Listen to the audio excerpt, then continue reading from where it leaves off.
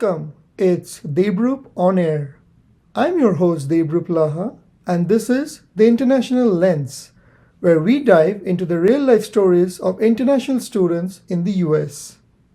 I have been in your shoes, earning both my bachelor's and master's degrees here, and now I'm working full time in the States.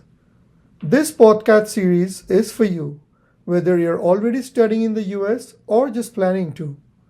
Every week, I'll bring you conversations with students from all over the world, sharing their journeys, challenges, and triumphs. My mission? It's to give you the insights and inspirations you need as you carve your own path in the US. So, whether you're dreaming of studying here or already on your journey, this podcast is your ultimate guide.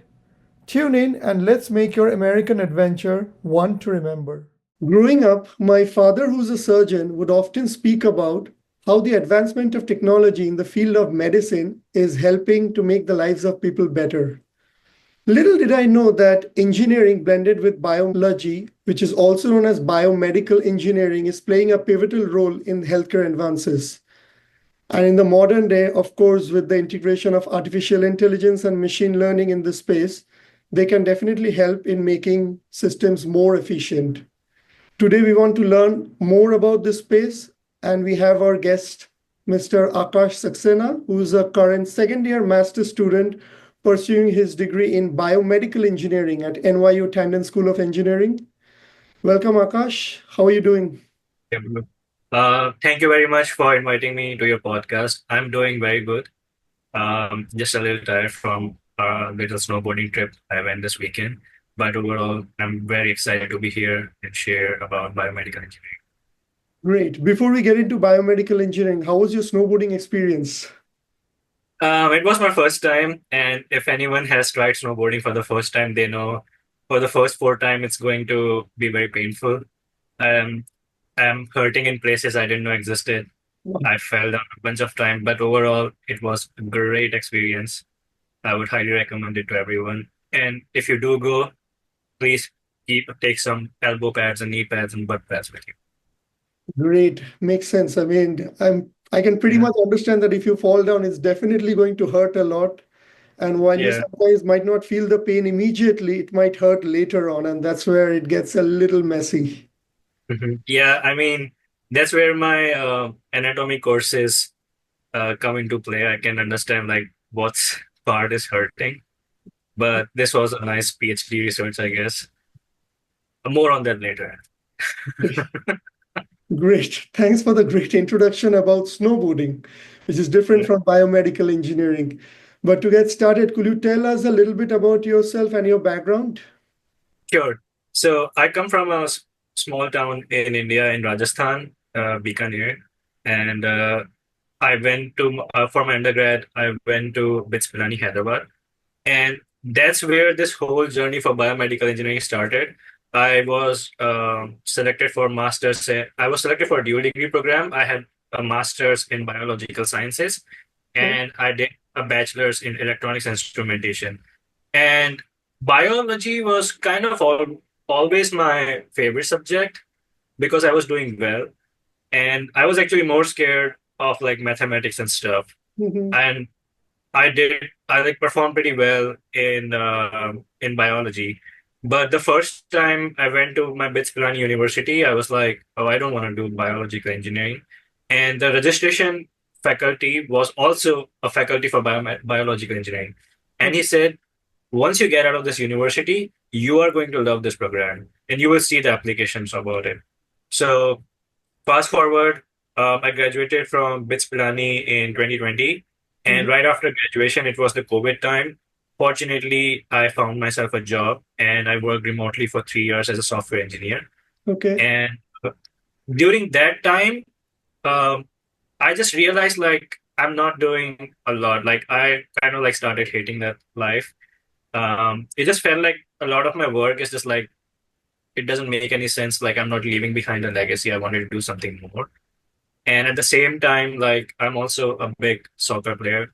Mhm. So I got my AIFF coaching certificate and I was teaching kids and I was getting into more strength and conditioning and fitness.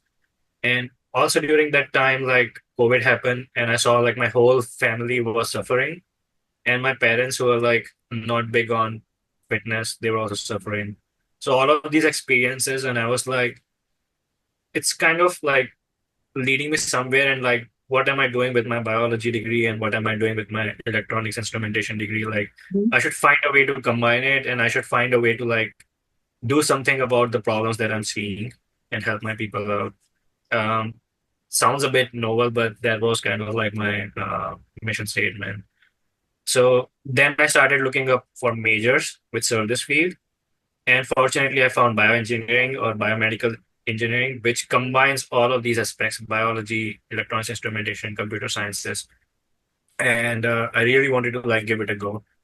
So I applied for a couple of university, NYU came calling, and it was like a no-brainer. I was like, definitely going there. So Okay. here I am. Right. So pretty unique experience from what I can understand. Like you worked as a software engineer after graduation. Most of the people Yes. want to do that in the current market or in the current day, but you decided you're not liking it, and also you wanted to leave a legacy. I really like the term you use, legacy. You wanted to leave your legacy. So that's when you decided to come back to pursue another master's, and this time in biomedical engineering. What was the Yes, other that's school where you got the admit? so I got admit in a couple of universities in UK. Okay. Uh, I think it was Sheffield School. I Mm-hmm. don't remember. But the thing is, by that time, I had already done all the visa process for NYU already. And I was committed to going to NYU, even though like UK was like they were offering me a very big scholarship and everything, but it was like pretty late. And the program is like also not that good. It wasn't reputed, so I decided to stick with NYU. Let's see. Okay, that's probably a great choice, I would say. We'll see in the coming years once you do great in the field. Uh, Yeah. could you walk us through a little bit about the biomedical engineering program at NYU? How is it like? What are the coursework in this program? Yeah, sure. So biomedical engineering itself has like lots of streams, I would say. Um, there's a part that focuses on tissue engineering. There's a part that focuses on devices, making Mm-hmm. medical devices. So the health watches that you see, the fitness rings that are coming these days, all of them are a product of biomedical engineering. In fact, Neuralink is a big like biomedical engineering field. So all of this stuff is something that is being done in biomedical engineering. Um, we also study a lot of physiological modeling processes. It does sound complex, but it is something very cool, which I'm like kind of studying right now. So what you do is like you try to understand how your body's response cycle works, Yep. and you can make like intervention for certain diseases like autoimmune and stuff. And some people also have like are developing these stress measuring devices, which also works on understanding this modeling. It's pretty cool. Other fields that are there, I would say something that I'm working on is medical imaging. Okay. Uh, so MRI, CT scan, all of that stuff. So there's like a hardware part, which is heavily biomedical engineering, robotics, surgical robotics and stuff. And there's a software engineering part, like computer vision and quite a bit of AI and machine learning, Mm-hmm. and I would say a bit of protein engineering as well. So all of this stuff. So there's like two different components in What is hardware part. protein engineering? So in protein engineering, what you will do is like you will create like some certain antibodies for certain Okay. diseases. And if you've heard about AlphaFold, Yep. so AlphaFold kind of like works in this direction. Like they're trying to decode. I mean, they have successfully decoded like protein folding. Um, how that works. So Mm-hmm. we kind of use that framework. There's a professor at NYU. They are not in BME, but they work pretty closely. And their name is Jim Montclair. So they are working on protein engineering, where they use this AlphaFold to like come up with protein structures for either drug delivery or like for drug discovery and Yep. other purposes. It's pretty huge. And these days, like if you have expertise with LLM, you can actually combine it with this protein engineering aspect to like use AI for drug discovery, which I think is pretty solid thing. And when you say LLM, it's large language modeling, right? Yes, yes. Okay. So just to sum it up, I think it kind of like just became broad. So biomedical engineering has like a hardware spec and a software spec. Hardware spec includes like medical devices development, medical devices being a technician. Some people also like to go for pre-med Mhm. pathways with it, and biomedical engineering is like a cheat code for that. And then there's a software spec. You talk about computer vision. You talk about image reconstruction for MRIs and stuff. Mhm. And I'm missing something. There's a Arduino and like programming aspect Okay. for medical devices. Okay.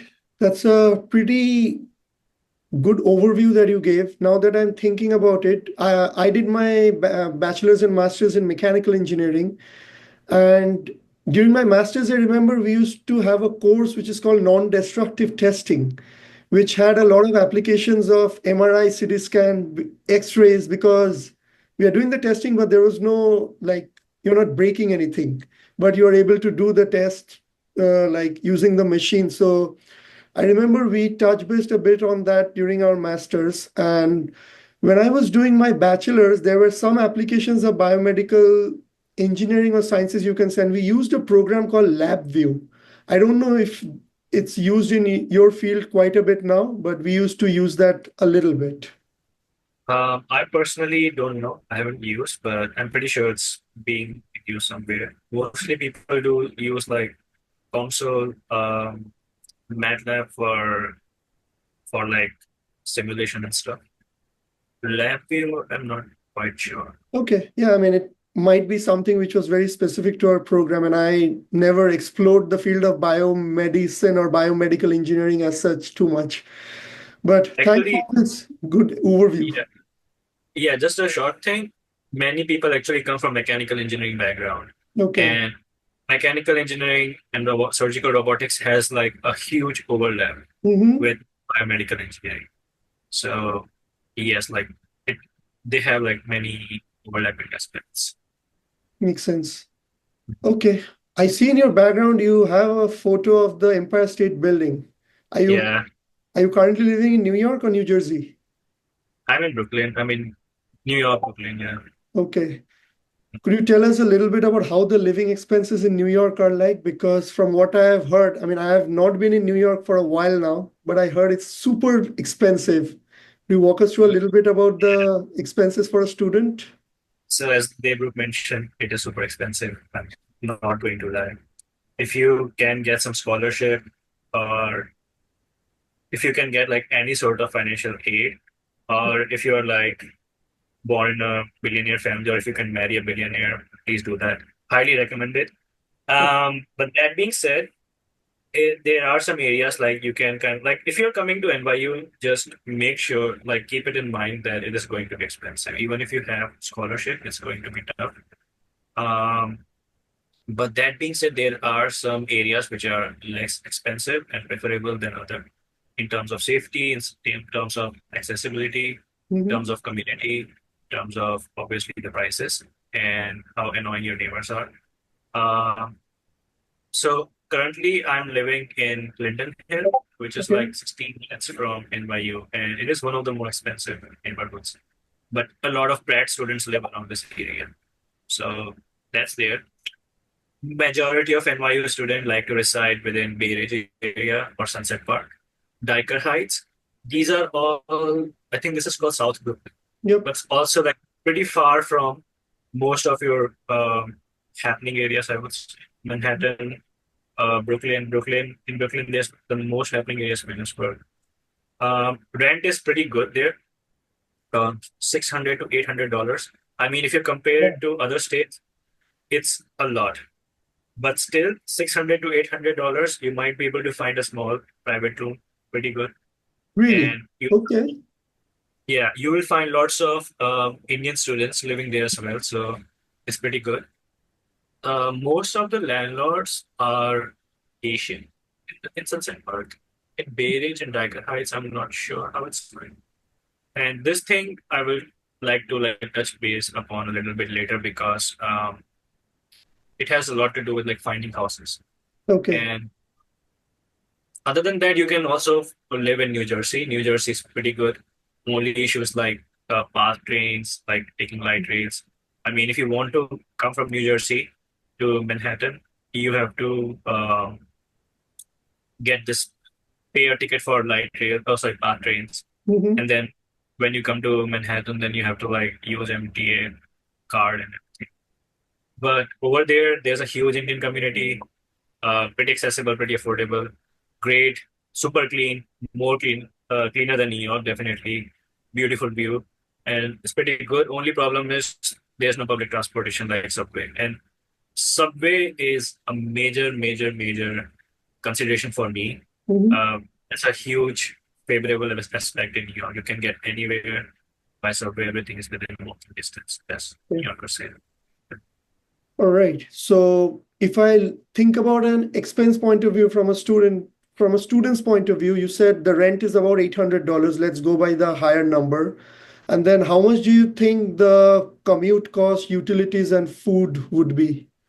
Okay, so to combine everything, let's say you find a place with rent $800. Mm-hmm. Utility, hopefully you don't have, you have considered, let's just say you have considered roommates.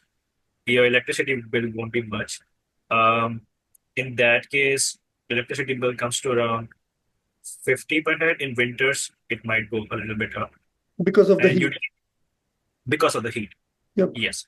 And even in summer, like if you use your air conditioning system a lot, it might go up.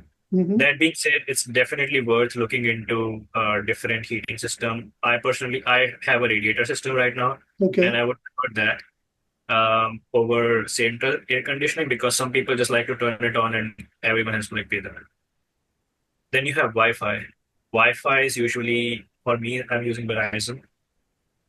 It's a family pack, and we just pay $60 per month. It's pretty good. There's a we don't have Fios, but Verizon Fios is the best internet, and you just have to pay $80 per month. So if you That have is, like and three that of you share between your roommates, right? yes, yes, we share. So if you Okay. have like 3 or 4 people, It comes cost to like 20 bucks per person. yeah. Okay. So we have Wi-Fi, we have electricity, and we have rent. Then comes your mobile bill. Again, try to get on a family plan with people. I'm on a T-Mobile family plan. So for that, I pay quarterly Mm-hmm. to this guy, and I just pay like $19 per month, Okay. which is still better than most services. I'm pretty sure there are services which have like even cheaper Yep. plans. So that's this thing. Then comes your grocery and eating out. You will be eating out. You would like to eat out, and New York is a place. There's a lot of places to eat. And again, if you're living in Sunset Park or other areas like that, eating out is kind of cheap. Mm-hmm. If you are in Brooklyn, there are some good eateries that you can find which is super cheap. But and if you want to get your grocery, go for Costco. You have to pay $60 per Mm-hmm. year and you get a card. And but the things are affordable and everything you get is in like a bulk. So you don't have to go grocery shopping again and again. I remember I used to go to Costco and I used to pay $300 and Mm-hmm. I think it's sorted out. But that also includes my protein supplements and everything. Okay. So people can also get by in 150 to $200. And if they are little like frugal or like if they plan wisely, it won't be as bad. Then there's Patel grocery stores. They kind of overcharge a little bit, but it's the go-to place in Sunset Park for Mm-hmm. Indian groceries. If you don't live there, if you live in some places like Crown Heights, I have some students living there as well. Um, you can use something called as VWEE. It's a great Okay. Asian grocery Asian app. groceries, right? Yes, great thing. Like where I live, Sunset Park is like far away from me. So I just ordered from there. You can get all of your Indian food supplies from there. Great app. Um, again, that thing just cost me like 150 to $200 per month. So all of that, if you combine, I would say 800 and 200,000, and then let's just say all the utilities is let's say upper limit of 100. This laundromat thing as well. I have laundry in my house. I was very fortunate for that. if you don't have that for laundromat, it's $20 per month. Okay. So I would just it will come around 1,100 per month. So eleven If hundred to $1,200 per month for a student. yeah, yeah. Okay, that's a Yeah, I reasonable can talk number, a I little bit. believe. I can talk a little bit about where I live currently as well, if you like. Hmm. So where I'm living, it's more on the expensive side, I would say. Hmm. Um, so I live in Clinton Hill, and the rent for my private room here is 1,100. And all of these expenses, other things, are like pretty well distributed. So I don't have to like go beyond 1,250 per month. So Okay. it's pretty for me. Besides the rent part. Okay. So it seems like on an average, like between 1,200 to $1,500 is something one can consider from an overall expense Yeah, point of view for a student. Okay, yeah, I think that's a decent number in the current market because when I used to live, I think we used to have everything within 1,000, but of course things have changed now. So definitely things have got expensive. Thanks for this detailed explanation of how things are in the Brooklyn area. Pretty sure everybody is going to find it really helpful. Coming back to your biomedical engineering program, you mentioned about the different research areas and how the program works. So when somebody graduates with a master's degree, uh, is it necessary to go for a PhD or are there enough jobs in the market? Um, very good question. I can answer this question because I'm also currently looking for jobs. Hmm. There are jobs definitely out there, and as always, it's competitive. But what isn't like whatever good is like worth having is competitive, right? Hmm. And you don't necessarily, if you have a PhD, you have a great advantage. Everyone's looking for PhD, but even then, it's kind of competitive.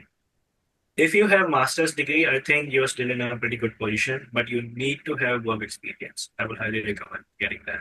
And even if you don't, you can like just join a startup, best way to go, or work in a research lab with a professor for a year or two, and you will get the required experience. Try to get publication in that time. Okay. Highly recommend it. If you can get a publication, if you have work experience, there's no way like you won't get a job. No way. And third most important aspect is getting a network. So if you can network with people, if you know right people, if you can actually go out and make good connection, have a very good solid network, you will find jobs, Okay. regardless if you have MS or PhD. Having a PhD is definitely an advantage, but even like MS people like find opportunities through this network. So there are Okay. jobs on. And when you say networking, are there any special networking events for related to biomedical engineering that happen in New York? One thing I would definitely highly, supremely recommend for biomedical engineering is life science internship. I got my internship from there. I just completed last semester. Um, Another one, personally, my favorite is it's called Workbench. Okay. I don't know if you can do that. And third thing, like Workbench requires some subscription actually. I don't know if you can like get into that. Hmm. Third thing, which I personally prefer, is Meetup. Honestly, just go on meetup.com, try to find more and more healthcare, health tech events. Handshake has bunch of networking events.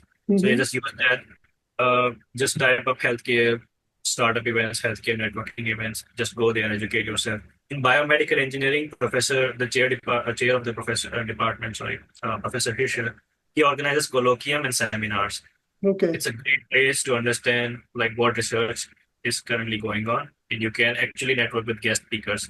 I recently met with someone from Harvard through Hmm. this colloquium.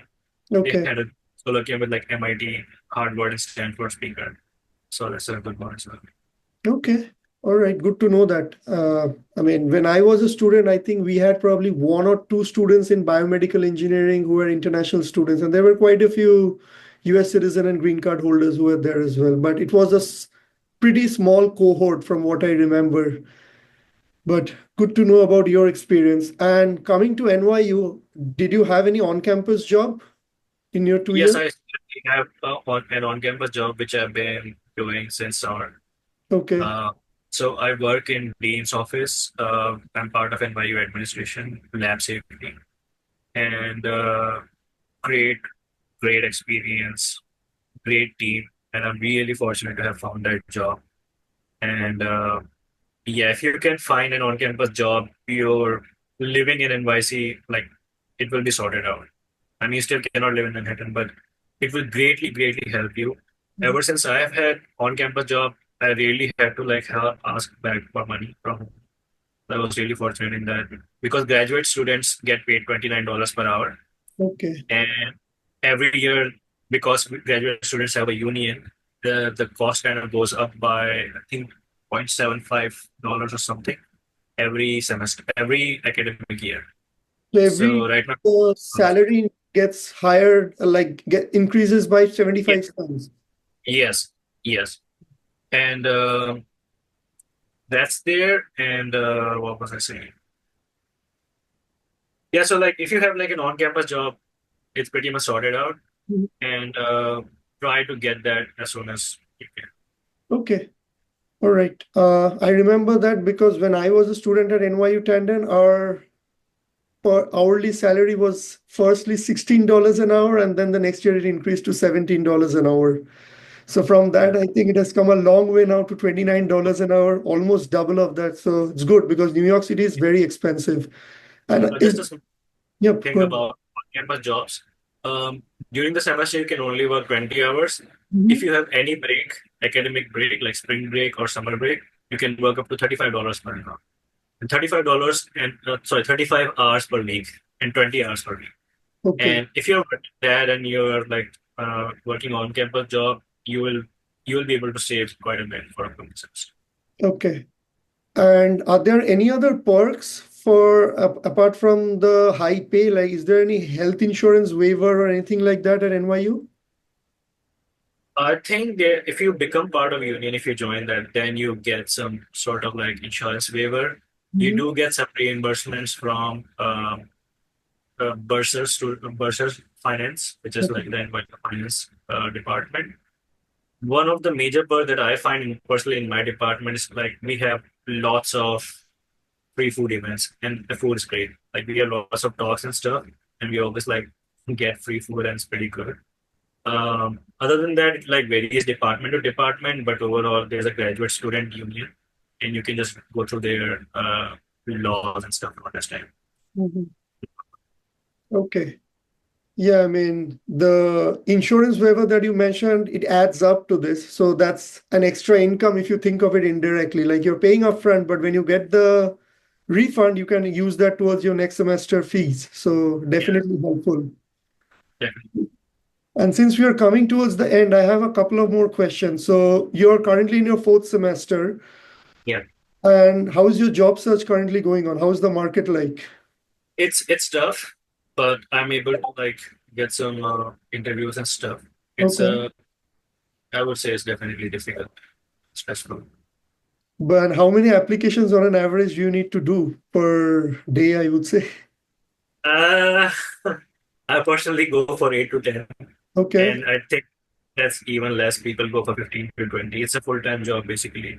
Mhm. But one thing I will definitely recommend is like if you can go to these networking events and speak with a startup founder, it's great. Like you don't have to like do all of this stuff. Life sciences is another thing that Mhm. helps you get full-time jobs.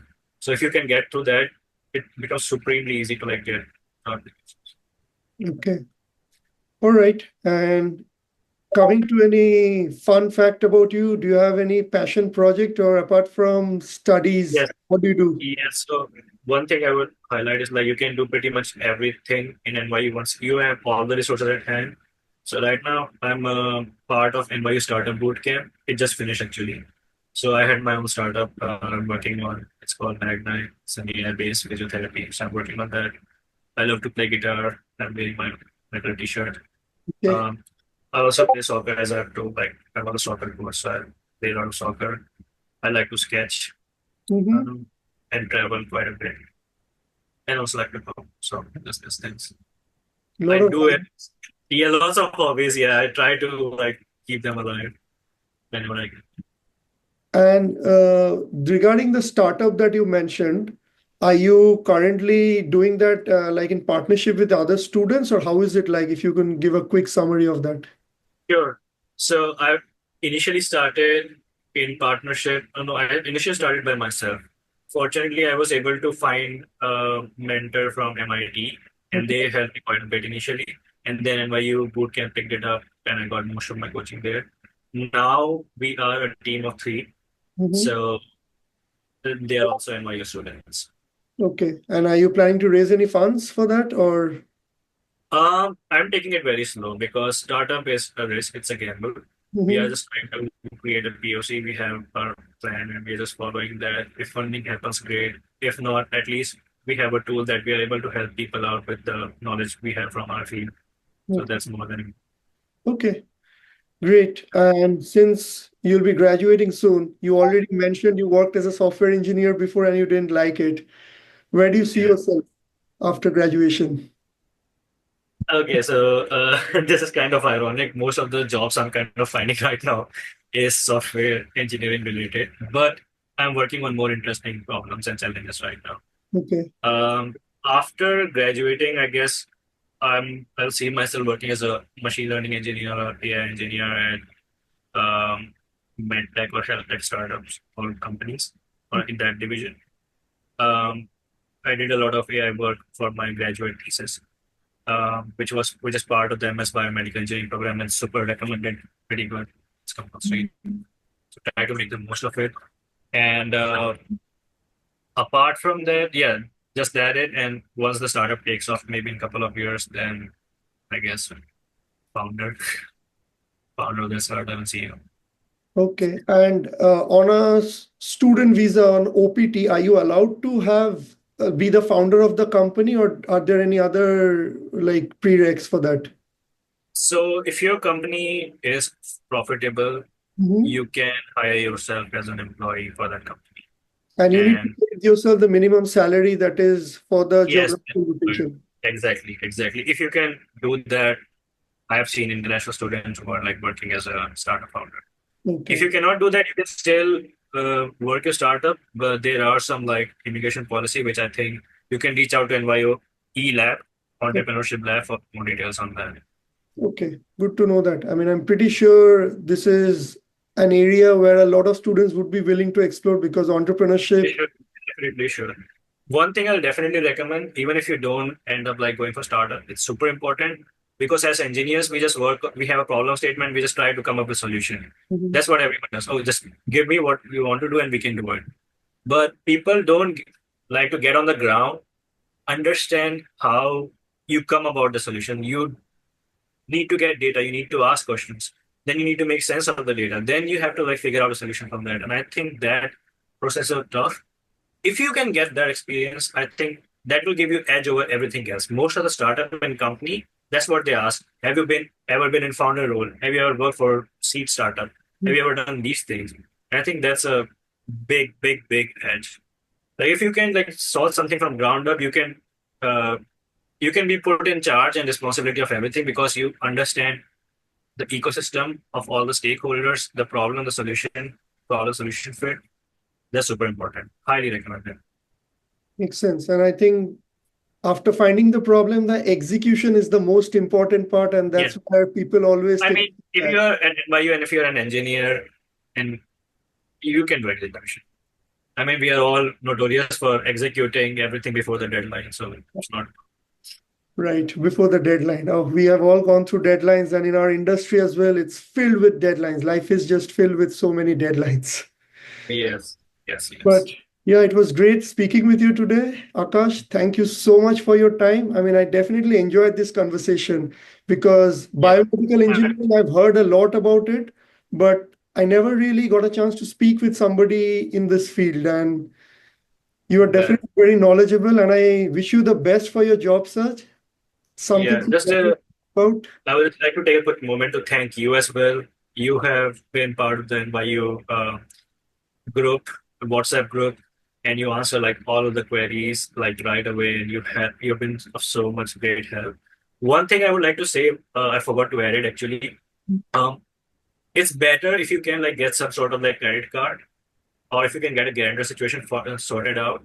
Because when you go around looking for apartments later on, they will ask you for credit score or Okay. they will ask for some sort of proof that you have been paying your rent.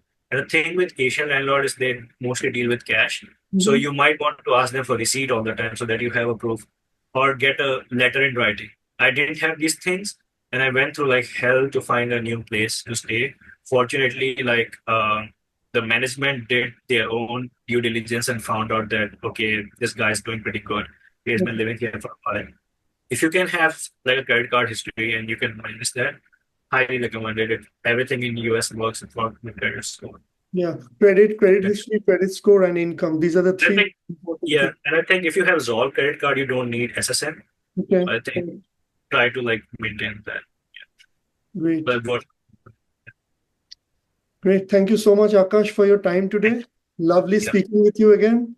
And I hope to speak with you again soon in another episode once you have a few months' experience, and then we'll learn more about your second stint of journey, not as a software engineer, and how it's like. yeah, absolutely. Looking forward to that. Thank Great. you, Dave. Thank you so much, Akash. Thanks for tuning in. Got questions or suggestions? Drop me an email at daybrouponair@gmail.com. Catch you in the next episode. And don't forget to like, share, and subscribe.